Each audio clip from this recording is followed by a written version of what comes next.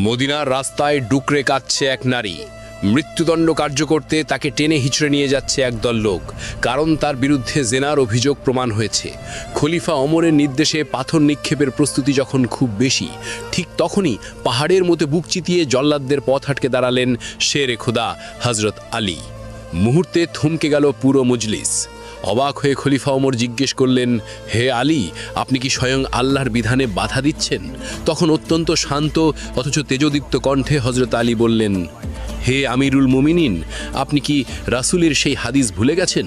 আল্লাহ তাআলা 3 ব্যক্তির ওপর থেকে হিসাবের কলম চিরতরে তুলে নিয়েছেন। 1 ঘুমন্ত ব্যক্তি, যতক্ষণ না সে জেগে ওঠে। 2 অবুঝ শিশু, যতক্ষণ না সে সাবালক হয়। আর 3 উন্মাদ বা পাগল ব্যক্তি, যতক্ষণ না সে সুস্থ হয়। এই নারী জন্মগতভাবেই মানসিক ভারসাম্যহীন। অপরাধের সময় হয়তো তার নিজের ওপর কোনো নিয়ন্ত্রণই ছিল না।